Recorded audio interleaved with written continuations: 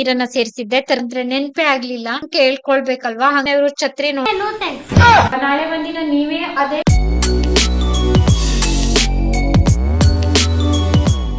Hello ಸ್ನೇಹಿತರೆ, welcome back to my channel. ಸೋಮವಾರದ blog ಇದು. 2 ಡೇಸ್ ಆಯ್ತು ನಮ್ ಕಡೆ ಮಳೆ ಸ್ಟಾರ್ಟ್ ಆಗಿದೆ. ತುಂಬಾ ಜೋರಾಗಿ ಮಳೆ ಬರ್ತಾ ಇತ್ತು. ನಾನು ಮಧ್ಯಾಹ್ನ ಊಟಕ್ಕೆ ರೆಡಿ ಮಾಡ್ತಾ ಇದ್ದೆ. ಇವತ್ತು ಸ್ವಲ್ಪ ತರಕಾರಿ ಎಲ್ಲ ಇತ್ತು, ತರಕಾರಿ ಎಲ್ಲ ಹಾಕ್ಬಿಟ್ಟು ಪಲ್ಯ ಮಾಡೋಣ ಅಂತ. ಸ್ವಲ್ಪ ಬೀನ್ಸ್ ಇತ್ತು, ಚಿಕ್ಕದಾಗಿ ಕಟ್ ಮಾಡಿಟ್ಟಿದೀನಿ. ಹಾಗೆ ಒಂದು ಕ್ಯಾಪ್ಸಿಕಮ್ ಇತ್ತು, ಇನ್ನ ಒಂದು ಚಿಕ್ಕ ಕ್ಯಾರೆಟ್ ಇತ್ತು, ಕಟ್ ಮಾಡಿ ಇಟ್ಟಿದೀನಿ. ಹಾಗೆ ಕರಿಬೇವು ಕೂಡ ತಗೊಂಡಿದೀನಿ, ಬೇವಿನ ಎಲೆ ಕೂಡ ತಗೊಂಡಿದೀನಿ. ಇನ್ನ ಕಡಾಯಿಗೆ ಇಲ್ಲಿ ಎಣ್ಣೆ ಹಾಕಿದ್ದೆ, ಸಾಸಿವೆ ಕೂಡ ಹಾಕಿದ್ದೆ. ಸಾಸಿವೆ ಅರಳ್ಕೊಳ್ತಾ ಇದ್ದಾಗ್ಲೇನೆ ಜೀರಿಗೆ ಕೂಡ ಸೇರಿಸ್ತಾ ಇದ್ದೀನಿ. ಟೊಮೆಟೊ ಮತ್ತೆ ಈರುಳ್ಳಿ ಎರಡನ್ನು ಕೂಡ ಕಟ್ ಮಾಡಿ ಇಟ್ಕೊಂಡಿದ್ದೆ. ಸಾಸಿವೆ ಜೀರಿಗೆ ಎರಡು ಹಾಕಿದ್ದೆ. ನಂತರ ನಾನಿಲ್ಲಿ ಒಂದು ಈರುಳ್ಳಿನ ಕಟ್ ಮಾಡ್ಬಿಟ್ಟು ಸೇರ್ಸಿದೀನಿ. ಅದ್ರ ಜೊತೆನಲ್ಲೇನೆ ಒಗ್ಗರಣೆ ಸೊಪ್ಪು ಕೂಡ ಹಾಕಿದೀನಿ. ಈರುಳ್ಳಿ ಸ್ವಲ್ಪ ಕಲರ್ ಚೇಂಜ್ ಆಗುವವರೆಗೂ ಫ್ರೈ ಮಾಡ್ಕೊಂಡೆ. ನಂತರ ಇದಕ್ಕೆ ಟೊಮೆಟೊ ಸೇರಿಸ್ತಾ ಇದ್ದೀನಿ. ಒಂದು ಚಿಕ್ಕ ಗಾತ್ರದ ಟೊಮೆಟೊ ಸೇರಿಸಿದೀನಿ ನಾನಿಲ್ಲಿ. ಟೊಮೆಟೊ ಬೇಗನೆ ಫ್ರೈ ಆಗಿ ಬರ್ಲಿ ಅನ್ನೋಕೋಸ್ಕರ ಉಪ್ಪನ್ನ ಸೇರಿಸಿದ್ದೆ. ಇವಾಗ ಒಂದು ಮುಚ್ಚಳನ ಮುಚ್ಚಿಬಿಟ್ಟು ಇದನ್ನ ಬೇಯೋದಕ್ ಬಿಡ್ತಾ ಇದ್ದೀನಿ. ಆಲೂಗಡ್ಡೆ ಕೂಡ ತಗೊಂಡಿದ್ದೆ ನಾನು ಈ ಪಲ್ಯಕ್ಕೆ ಹಾಕೋದಕ್ಕೆ. ಆಲೂಗಡ್ಡೆ ಸಿಪ್ಪೆ ತೆಗೆದು ನೀರಲ್ಲಿ ಕಟ್ ಮಾಡ್ಬಿಟ್ಟು ನೀರಲ್ಲಿ ಹಾಕಿಟ್ಟಿದ್ದೆ. ಟೊಮೆಟೊ ಚೆನ್ನಾಗಿ ಫ್ರೈ ಆಗಿದ ನಂತರ ಬೀನ್ಸು, ಕ್ಯಾರೆಟು ಹಾಗೇನೆ ಆಲೂಗಡ್ಡೆ ಎಲ್ಲ ಸೇರ್ಸ್ಕೊಂಡೆ ಮೊದ್ಲಿಗೆ. ನಂತರ ಸ್ವಲ್ಪ ಹೊತ್ತು ಬಿಟ್ಟು ನಾನು ಕ್ಯಾಪ್ಸಿಕಮ್ ಅನ್ನ ಹಾಕಿದ್ದೆ. ಕ್ಯಾಪ್ಸಿಕಮ್ ಬೇಗನೆ ಹಾಕ್ಬಿಟ್ರೆ ಫುಲ್ ಅಂದ್ರೆ ಮೆತ್ತಗಾಗ್ಬಿಡ್ತಿದೆ, ಕರ್ಗೋಗ್ಬಿಡ್ತಿದೆ, ತಿನ್ನೋದಕ್ ಸಿಗೋದೇ ಇಲ್ಲ. ಹಂಗಾಗಿ ಇವೆಲ್ಲ ಹಾಕಿ ಸ್ವಲ್ಪ ಹೊತ್ತು ಒಂದು ಮುಚ್ಚಳನ ಮುಚ್ಚಿಬಿಟ್ಟು ಇಟ್ಟಿದ್ದೆ ನಾನು ಒಂದ್ 5 ನಿಮಿಷ. ನಂತರ ಕ್ಯಾಪ್ಸಿಕಮ್ ಅನ್ನ ಸೇರ್ಸಿರುವಂತದ್ದು. ಸ್ವಲ್ಪ ಉಪ್ಪನ್ನು ಕೂಡ ಸೇರ್ಸಿದ್ದೆ ನನ್ ತರಕಾರಿಗೆ. ತರಕಾರಿ ಬೇಗನೆ ಬೆಂದ್ ಬರ್ಲಿ ಅನ್ನೋಗೋಸ್ಕರ. ಇದ್ರ ಜೊತೆ ಈ ಫ್ಲವರ್ ಬರ್ತದಲ್ವಾ, ಹೂಕೋಸು, ಅದನ್ನೆಲ್ಲ ಸೇರ್ಸ್ಕೊಳ್ಬಹುದು. ನಮ್ ಮನೆಯಲ್ಲಿ ಎಷ್ಟು ತರಕಾರಿ ಇತ್ತೋ ಅಷ್ಟನ್ನು ಹಾಕಿ ನಾನು ಇವತ್ತು ಪಲ್ಯ ಮಾಡಿದೀನಿ. ಸ್ವಲ್ಪ ನೀರನ್ನ ಸೇರ್ಸಿದೀನಿ. ಒಂದು 1/4 ಕಪ್ನಷ್ಟು ನೀರನ್ನ ಸೇರಿಸಿದ್ದೆ, ತರಕಾರಿ ಎಲ್ಲ ಚೆನ್ನಾಗಿ ಬೆಂದ್ ಬರ್ಲಿ ಅನ್ನೋಗೋಸ್ಕರ. ಇವಾಗ ತರಕಾರಿ ಎಲ್ಲ ಬೆಂದಿತ್ತು ಚೆನ್ನಾಗಿ. ಈ ಟೈಮ್ ನಲ್ಲಿ ನಾನು ಸ್ವಲ್ಪ ಚಿಕನ್ ಮಸಾಲಾ ಸೇರಿಸ್ತಾ ಇದ್ದೀನಿ. ಹಂಗೇನೆ ಅರಿಶಿನ ಪುಡಿ ಕೂಡ ಸೇರಿಸ್ತಾ ಇದ್ದೀನಿ. ಚಿಕನ್ ಮಸಾಲಾ, ಗರಂ ಮಸಾಲಾ ಏನ್ ಬೇಕಾದ್ರೂನು ಸೇರಿಸ್ಕೊಳ್ಬಹುದು. ನಾನಿಲ್ಲಿ ಒಂದು ಸ್ಪೂನ್ ಅಷ್ಟು, ಚಿಕ್ಕ ಸ್ಪೂನ್ ಅಲ್ಲಿ 1 ಸ್ಪೂನ್ ಅಷ್ಟು ಚಿಕನ್ ಮಸಾಲಾ ಹಾಕಿದ್ದೆ. ಟೇಸ್ಟ್ ಮಾತ್ರ ತುಂಬಾ ಚೆನ್ನಾಗಿ ಬರ್ತದೆ. ಹಂಗೇನೆ ಫ್ರೆಶ್ ಆಗಿ ತುರಿದಿರುವಂತಹ ತೆಂಗಿನ ತುರಿ ಕೂಡ ಸೇರಿಸಿದ್ದೀನಿ. ಈ ಟೈಮ್ ನಲ್ಲಿ ಸ್ವಲ್ಪ ಕೊತ್ತಂಬರಿ ಸೊಪ್ಪು ಕೂಡ ಕಟ್ ಮಾಡ್ಬಿಟ್ಟು ಸೇರಿಸಿದ್ದೆ. ಇದನ್ನ ಸಣ್ಣ ಊರಿನಲ್ಲಿ ಮುಚ್ಚಿಡ್ತಾ ಇದ್ದೀನಿ. ಸ್ವಲ್ಪ ಹೊತ್ತು ಇನ್ನ ತೆಂಗಿನ ತುರಿ ಎಲ್ಲ ಹಾಕಿದ ನಂತರ ಸ್ವಲ್ಪ ಹೊತ್ತು ಎಲ್ಲ ನೀಟಾಗಿ ಮಿಕ್ಸ್ ಆಗ್ಲಿ, ಸ್ವಲ್ಪ ಇನ್ನ ಕುಕ್ ಆಗ್ಲಿ ಅನ್ನೋಗೋಸ್ಕರ ಸ್ವಲ್ಪ ಹೊತ್ತು ಮುಚ್ಚಳ ಮುಚ್ಚಿಟ್ಟಿದ್ದೆ. ಪಲ್ಯ ಕೂಡ ರೆಡಿ ಆಯ್ತು. ಊಟಕ್ಕೆ ನಾನಿವತ್ತು ರಸಂ ಮಾಡಿದ್ದೆ, ಅನ್ನ ಮಾಡಿದ್ದೆ, ಕುಡಿಯೋದಕ್ಕೆ ರಾಗಿ ಗಂಜಿ ಮಾಡಿದ್ದೆ, ಹಪ್ಪಳ ಎಲ್ಲಾನು ಇತ್ತು ಇವತ್ತು. ನನ್ಗೆ ಸ್ವಲ್ಪ ಹೊರಗಡೆ ಹೋಗ್ಲಿಕ್ಕಿತ್ತು, ಹಂಗಾಗಿ ಬೇಗನೆ ಅಡ್ಗೆ ಕೆಲಸ ಎಲ್ಲ ಮುಗಿಸ್ಕೊಂಡೆ. 1:12 ಆಯ್ತು ಅಡ್ಗೆ ಕೆಲಸ ಮುಗಿಸುವಷ್ಟರಲ್ಲಿ. ಅಕ್ಕ ಕಾಲ್ ಮಾಡಿದ್ರು, ಇಲ್ಲ ಅಂತಂದ್ರೆ ಮತ್ತು ಬೇಗನೆ ಆಗ್ತಾ ಇತ್ತು. ಏನಂದ್ರೆ ನಾನು ಇವಾಗ ಸ್ವಲ್ಪ ಹೊರಗಡೆ ಹೋಗ್ಬೇಕು. ಹೊರಗಡೆ ಯಾಕೆ ಅಂದ್ರೆ ಮೊನ್ನೆ ದಿನ ನಾನು ಕಾಲ್ಗೆಜ್ಜೆ ರಿಪೇರಿ ಕೊಟ್ಟು ಬಂದಿದ್ದೆ. ಅದನ್ನ ತಗೊಂಡು ನಾಳೆ ನಾನು ದೇವಸ್ಥಾನಕ್ಕೆ ಹೋಗ್ಬೇಕು, ದೇವರಿಗೆ ಮಡ್ಲಕ್ಕಿ ಕೊಡ್ಬೇಕು ನಾನು. ಹಾಗಾಗಿ ಸೀರೆ ಎಲ್ಲ ತಗೊಂಡ್ ಬರೋದಕ್ಕೆ ದೇವರಿಗೆ ಅಂತ ನಾನು ಹೋಗ್ತಾ ಇರೋದು, ದೇವರಿಗೆ ತರೋದಕ್ಕೆ ಹೋಗ್ತಾ ಇರೋದು. ನಾಳೆ ಎಲ್ಲಿ ದೇವಸ್ಥಾನಕ್ಕೆ ಹೋಗ್ತೀನಿ ಅಂತಂದ್ರೆ ನೀವು ನೆಕ್ಸ್ಟ್ ಬ್ಲಾಗ್ ಅಲ್ಲಿ ನೋಡ್ತೀರಿ. ಬನ್ನಿ ಹೊರಡುವ. ಬೆಳಿಗ್ಗೆಯಿಂದ ಮಳೆ ಆಗಿತ್ತು, ಇವಾಗ ಸ್ವಲ್ಪ ಕಡಿಮೆ ಇದೆ. 2 ವೀಲರ್ ಅಲ್ಲಿ ಹೋಗ್ಬೇಕು. ನಮ್ಮನೆಯವ್ರು ಛತ್ರಿ ಕಳ್ದು ಹಾಕಿದ್ದಾರೆ, ಒಂದು ಛತ್ರಿ ಖರೀದಿ ಮಾಡ್ಬೇಕು. ಇದೊಂದ್ ವರ್ಷ ಅಂದ್ರೆ ಛತ್ರಿ ಖರೀದಿ ಮಾಡೋ ಕೆಲ್ಸ ಇರ್ಲಿಲ್ಲ ಇದ್ದಿದ್ರೆ ಅಲ್ವಾ. ಬನ್ನಿ ಹೊರಡುವ. ಬಂದಿದ್ದೆ ಮೊದ್ಲಿಗೆ ಮಲ್ಲಿಕಾರ್ಜುನ್ ಬಂದೆ ನಾನು.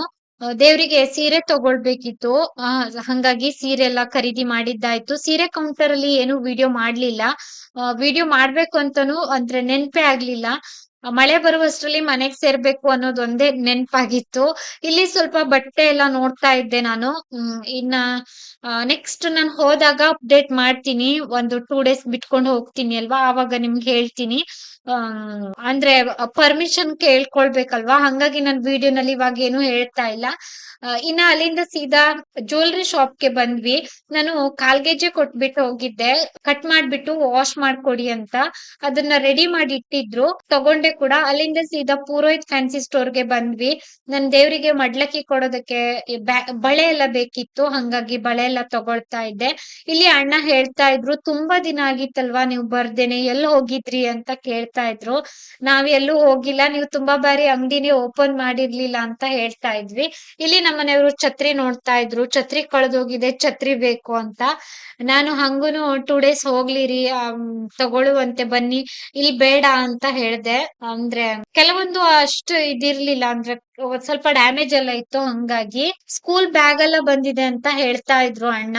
ವಿಡಿಯೋ ಮಾಡ್ರಿ ಅಂತ ಹೇಳ್ತಾ ಇದ್ರು. ನಾನು ಹೇಳ್ತಾ ಇದ್ದೆ ಹಶ್ವೆ ಆಗ್ತಾ ಇದೆ ಅಣ್ಣ, ಇನ್ನ ಒಂದಿನ ಬರ್ತೀವಿ ವಿಡಿಯೋ ಮಾಡೋದಕ್ಕೆ ಅಂತ. ಹಂಗೆ ಅಲ್ಲಿಂದ ಸೀದಾ ಮನೆಗ್ ಬಂದೆ. ಮನೆಗ್ ಬಂದಿದ್ದೆ, ಮೊದ್ಲಿಗೆ ಕೈ ಕಾಲ್ ತೊಳೆದು ಊಟಕ್ ಬಡಿಸ್ತಾ ಇದ್ದೀನಿ. ಊಟಕ್ಕೆ ಇವತ್ತು ಪಲ್ಯ, ರಸಮ್ಮು, ಅನ್ನ, ಇನ್ನ ಕುಡಿಯೋದಕ್ ರಾಗಿ ಗಂಜಿ. ಮಾವಿನ ಹಣ್ಣು ನಿನ್ನೆ ಆಯಿ ಕೊಟ್ಬಿಟ್ಟು ಹೋಗಿದ್ರು, ಒಂದ್ ಮಾವಿನ ಹಣ್ಣು ಇತ್ತು, ಅದನ್ನು ಕೂಡ ಕಟ್ ಮಾಡಿದ್ದೆ. ಇವತ್ತು ಮಧ್ಯಾಹ್ನದ ಊಟ ಹಿಂಗಿತ್ತು, ಟೇಸ್ಟಿ ಊಟ ಮಾಡಿದ್ದಾಯ್ತು. ಹೇಳ ಮಗ. ಪಾಪು ಬಂದು ಕಮೆಂಟ್ಸ್ ಎಲ್ಲ ಓದಿದ್ದಾಯ್ತು. ಡ್ರಾಯಿಂಗ್ ವಿಡಿಯೋಗೆ ಕಮೆಂಟ್ ಹಾಕಿದ್ದು ನಂಗೆ ಡ್ರಾಯಿಂಗ್ ಚಂದ ಬಿಡ್ಸನೆ ಪಾಪು. ಅವ್ರಿಗೆ ಥ್ಯಾಂಕ್ಸ್. ನಂದು ಡ್ರಾಯಿಂಗ್ ನೋಡ್ಲಿಲ್ಲ, ಬೇರೆ ಏನೋ ಹಾಕಿರೋ ಅವ್ರಿಗೆ ನೋ ಥ್ಯಾಂಕ್ಸ್. ಯಾರ ನಂಗೆ ಮತ್ತು ಇದಕ್ಕೂ ಚಂದ ಡ್ರಾಯಿಂಗ್ ಮಾಡ್ತಾ ಮಗ. ಈ ವಿಡಿಯೋಗಳು ಹಾಕ್ರ ಮಾರೇರ ಆಯ್ತಲ್ಲ. ನಿಲ್ಸಿಟ್ಟೆ ಈಗಿನ ಇದಿಷ್ಟ್ರಿಂದ ಹೇಳ್ತೆ, ಅದು ಇಲ್ಲ ಅಂತ ಹೇಳ್ಕೊಂಡ್ಯಾ? ಇಲ್ಲ. ರಾತ್ರಿ 10:30 ಊಟ ಮುಗಿಸಿ ಇವಾಗ ಸಿಗ್ತಾ ಇದ್ದೀನಿ. ಸಂಜೆ ಪಾಪು ತುಂಬಾ ಹೊತ್ತು ನನ್ನ ಜೊತೆನಲ್ಲೇ ಇದ್ದ. ಪಾಪು ಜೊತೆ ಆಟ ಆಡ್ಕೊಂಡು ಇವತ್ತಿನ ದಿನ ಕಳೆದಿದ್ದಾಯ್ತು. ಕರೀತಾನೆ, ಬಾ ಚಿಕ್ಕಮ್ಮ ಆಟ ಆಡೋಣ ಅಂತ. ಒಬ್ನೇ ಅಲ್ವಾ, ಅವನಿಗೂ ಬೇಜಾರ್ ಬರ್ತದೆ. ಹಾಗಾಗಿ ತುಂಬಾ ಹೊತ್ತು ಆಟ ಆಡ್ತಾ ಕುಂತಿದ್ವಿ ಇಬ್ರು, ಚಿಕ್ಕಮ್ಮ ಮಗ ಸೇರ್ಕೊಂಡು. ಇವಾಗ ಮುಂಚೆ ತರ ಅಲ್ಲ, ರೂಟೀನ್ ಎಲ್ಲ ಚೇಂಜ್ ಆಗಿದೆ. ಅಂದ್ರೆ ಮುಂಚೆಲ್ಲ 8 ಗಂಟೆ ಅಂತಂದ್ರೆ ನಿದ್ದೆ ಮಾಡ್ಬಿಡ್ತಾ ಇದ್ದ. ಇವಾಗ 9:30, 10 ಗಂಟೆ ಆದ್ರೂ ಮಲ್ಗೋದಿಲ್ಲ.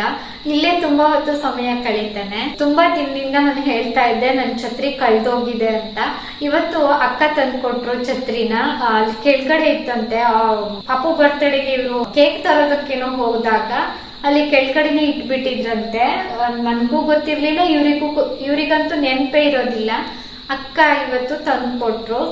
ಅಕ್ಕಗೂ ಹೇಳ್ತಾ ಇದ್ದೆ ತುಂಬಾ ದಿನದಿಂದ ಛತ್ರಿ ಕಳ್ದೋಗಿದೆ ಅಂತ. ಅಂದ್ರೆ ಎಲ್ಲಾದ್ರೂ ಒಂದ್ ಮೂಲೆನಲ್ಲಿ ಇದ್ರೆ ಯಾರಿಗೂ ಗೊತ್ತಾಗೋದಿಲ್ಲ. ಅಂದ್ರೆ ಏನಾದ್ರೂ ಹುಡ್ಕೋದಕ್ ಹೋದಾಗ ಇನ್ನ ಏನಾದ್ರೂ ಸಿಗ್ತದೆ. ಈ ತರ ಇವತ್ತು ಕೂಡ ಆಗಿದೆ ಹಂಗೇನೆ. ನನ್ಗೇನಂದ್ರೆ ನನ್ಗೆ ಯಾವ್ದೇ ವಸ್ತು ಆಗಿರ್ಲಿ, ಅದು ಚಿಕ್ಕದಾಗ್ಲಿ ದೊಡ್ಡದಾಗ್ಲಿ ಏನೇ ಆಗ್ಲಿ, ಏನಾದ್ರೂ ವಸ್ತು ಕಳ್ದೋದ್ರಲ್ಲ ನನ್ಗೆ ತುಂಬಾ ಬೇಜಾರಾಗ್ತದೆ. ಏನೋ ಒಂಥರ ಸೆಂಟಿಮೆಂಟ್ ಅದ್ರ ಮೇಲೆಲ್ಲಾನು. ನಮ್ಮನೆಯವ್ರು ನನ್ಗೆ ಬೈತಿರ್ತಾರೆ. ನನ್ ಹಾಕೋ ಬಟ್ಟೆ ಹಿಡ್ದು, ಒಂದು ಬಿಂದಿಯಿಂದ ಹಿಡ್ದು, ಒಂದು ಪೌಂಡ್ಸ್ ಇಂದ ಹಿಡ್ದು ನನ್ಗದೇನೋ ಒಂಥರ ಸೆಂಟಿಮೆಂಟ್. ಅಂದ್ರೆ ಎಲ್ಲೂ ಕಳ್ದೋಗ್ಬಾರ್ದು, ಹಾಳಾಗ್ಬಾರ್ದು ಯಾವ ವಸ್ತುನು. ಈ ತರ ಇವ್ರು ಬೈತಿರ್ತಾರೆ, ಅತಿಯಾದ ಸೆಂಟಿಮೆಂಟ್ ಇಟ್ಕೊಳ್ಬೇಡ ಯಾವ್ದು ವಸ್ತು ಮೇಲೂನು ಅಂತ ಹೇಳಿ. ಕೆಳಗಡೆ ಕಿಟಕಿಗಿತ್ತಂತೆ, ಅಕ್ಕನ ರೂಮನ್ ಕಿಟಕಿಗಿತ್ತಂತೆ, ಹೊರಗಡೆ. ಅದು ಅಕ್ಕನ ಗೋದ್ರೇಜ್ ಕಪಾಟ್ ಬಂತಲ್ಲ ಒಂದ್ ಕಿಟಕಿಗೆ, ಅದ್ರ ಹಿಂದ್ಗಡೆ ಇತ್ತಂತೆ. ಬಾವ ಅವ್ರ ಬೈಕ್ ನಿಲ್ಸೋದಿಲ್ವಾ, ಅಲ್ಲಿಂದ ಬಾವ ಅವ್ರ ಬೈಕ್ ನಿಲ್ಸೋದಿಲ್ವಾ,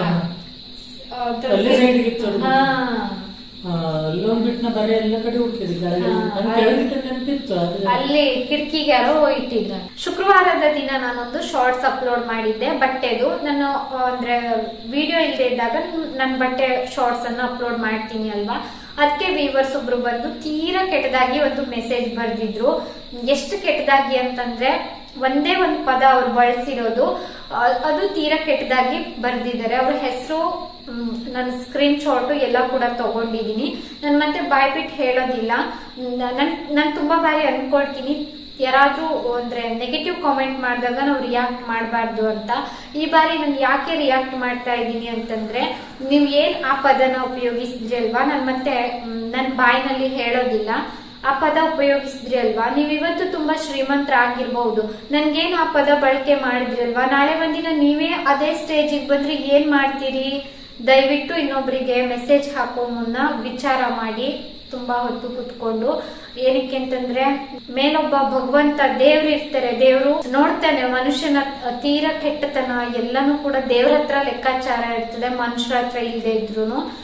ತೀರಾ ಕೆಟ್ಟ ಪದ ಬಳಕೆ ಮಾಡಿದ್ರು. ನಾನು ಅಂಥದ್ದು ಏನ್ ಮಾಡಿದೀನಿ, ಒಂದು ಬಟ್ಟೆ ಶಾರ್ಟ್ಸ್ ಹಾಕಿದ್ದಕ್ಕೆ ನಿಮ್ ಮನಸ್ಥಿತಿ ಎಷ್ಟು ಕೆಟ್ಟ ಹೋಗಿರ್ಬಹುದು ಅಂತ ನನ್ಗೆ ಅನಿಸ್ತಾ ಇತ್ತು.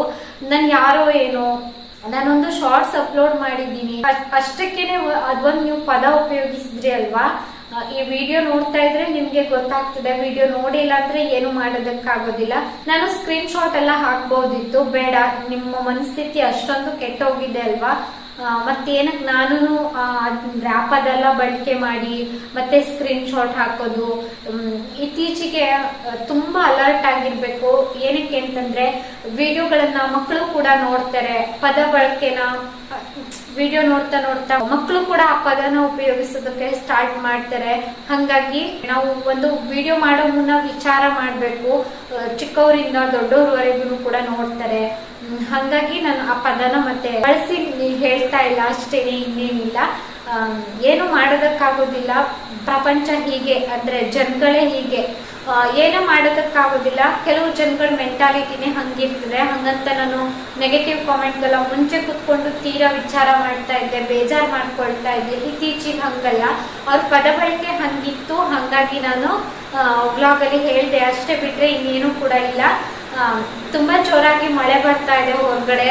ನಿನ್ನೆಯಿಂದ ನಮ್ ಕಡೆ ಮಳೆ ಸ್ಟಾರ್ಟ್ ಆಗಿದೆ, ಬರೀ ಮಳೆ. ಕಾಲಕ್ಕೆ ಅನುಗುಣವಾಗಿ ಎಲ್ಲಾನು ಇರ್ಬೇಕು. ಅಂದ್ರೆ ಮಳೆ ಇದ್ರೆ ಬೆಳೆ, ಈ ತರ ರೈತರಿಗೆ ತುಂಬಾ ಕಷ್ಟ ಆಗ್ತದೆ ಮಳೆ ಇಲ್ಲ ಅಂತಂದ್ರೆ. ಇಷ್ಟ ಹೇಳ್ತಾ ಇವತ್ತಿನ ವಿಡಿಯೋನು ಕೂಡ ಇಲ್ಲಿಗೆ ಎಂಡ್ ಮಾಡ್ತಾ ಇದ್ದೀನಿ. ವಿಡಿಯೋ ನೋಡಿದ್ದಕ್ಕಾಗಿ ಧನ್ಯವಾದ.